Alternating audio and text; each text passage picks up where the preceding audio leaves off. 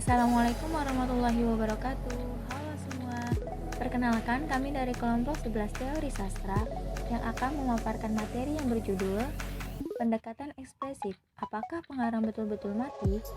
Sebelum lanjut ke materi, izinkan kami memperkenalkan diri terlebih dahulu. Anggota yang pertama ada Ara Nur Hasanah dengan NIM 74 dan Putri Cahyani dengan NIM 96. Langsung saja yuk, pembahasan yang pertama akan dipaparkan oleh Ara.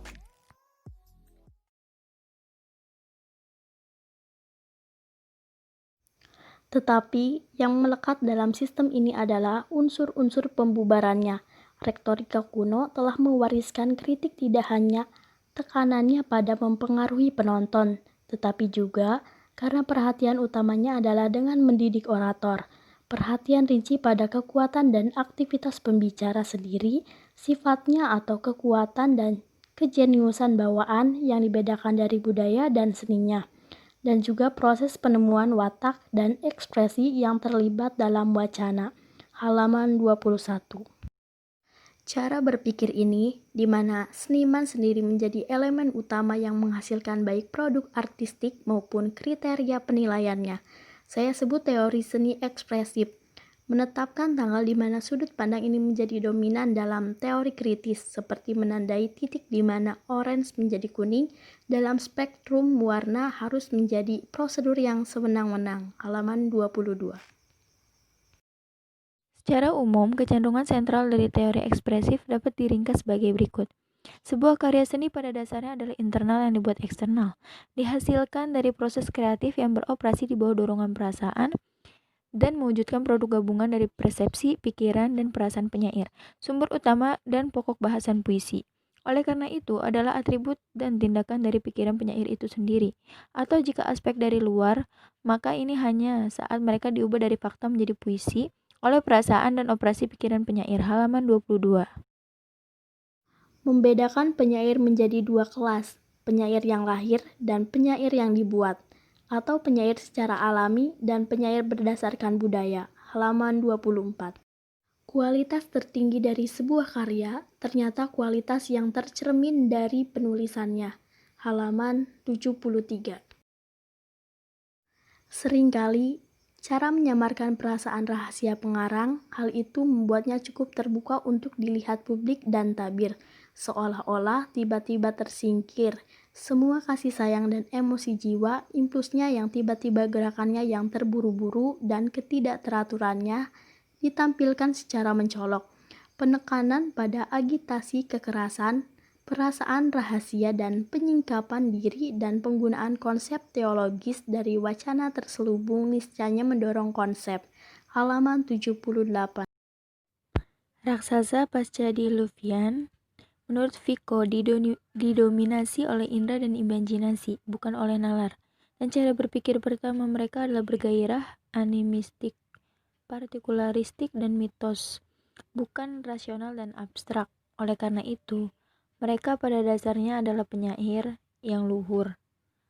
Karena kalimat puitis dibentuk dengan indera nafsu dan afeksi, berbeda dengan kalimat filosofis yang dibentuk oleh refleksi dan penalaran. Halaman 80. Hasilnya, lagi dan lagi adalah menempatkan pengarang di pusat teori dan menjadikan efek moral dan kesenangan pada penonton sebagai produk sampingan yang menguntungkan dari ekspresi perasaan spontan pengarang. Halaman 89. Ketika penyair dalam keadaan antusias, pikiran dan perasaannya tak tertahankan, uream keluar dalam perkataan, dan dia mengalihkan semua perhatiannya pada apa yang terjadi di dalam jiwanya, melupakan keadaan luar yang mengelilinginya. Dengan penyerapan diri ini, penyair menjadi tidak hanya menyadari dunia luar, tetapi juga untuk pendengarannya yang sebenarnya. Halaman 89. Werther Götz, Lucien Friedrich Schlegel, William Lovell Dietrich, dan Reine Chateaubriand di Inggris. Bagaimanapun, pengarang biasanya memilih untuk memproyeksikan dirinya dalam medium syair. Itu mudah ditemukan oleh pembaca kontemporer bahwa pahlawan Byron memiliki aspek kepribadian daimoniknya sendiri. halaman 98. Pembaca menelusuri keberadaan puisi atau ekspresi emosi di dalam seni non-sastra secara bergantian. Mendefinisikan kembali genre puisi berdasarkan jenis perasaan yang mereka ungkapkan, dan mengusulkan perbedaan mendasar atas dasar yang terkait antara apa yang disebut Goebbels sebagai penyair primer dan penyair sekunder, halaman 148. Perbedaan dalam fungsi logis dan kriteria antara ekspresif bahasa puisi dan bahasa deskriptif sains.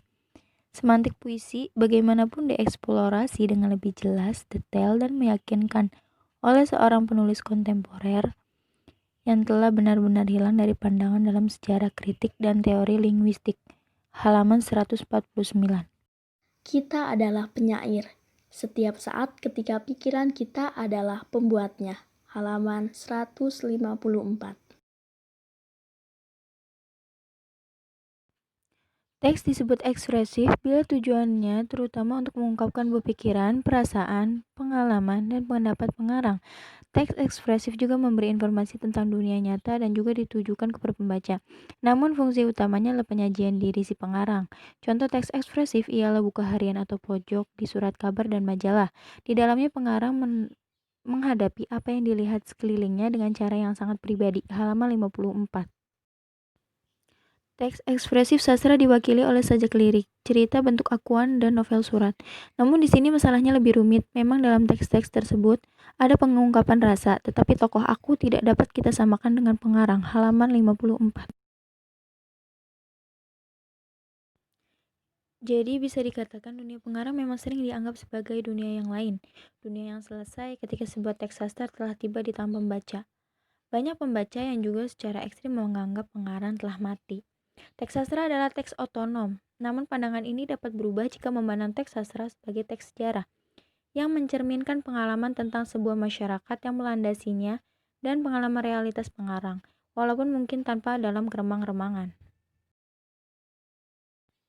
Karya sastra memang sebuah karya imajinatif yang berada pada saluran fiksi dan estetika. Namun untuk memahaminya, pembaca memerlukan sebuah sistem dan aturan untuk menjaga arus interpretasi sesuai yang diinginkan. Pembaca tidak cukup hanya menggunakan imajinasi belaka, walaupun egoisme dan latar kehidupan pribadi pembaca sangat mempengaruhi interpretasi, tetapi validitas dan reliabilitas interpretasi tetap menjadi yang utama. Sumber pojok seni. Baik, sekian penjelasan dari kelompok kami. Kurang lebihnya mohon maaf. Wallahul muwaffiq ila aqwamit thoriq. Wassalamualaikum warahmatullahi wabarakatuh. Thanks for watching.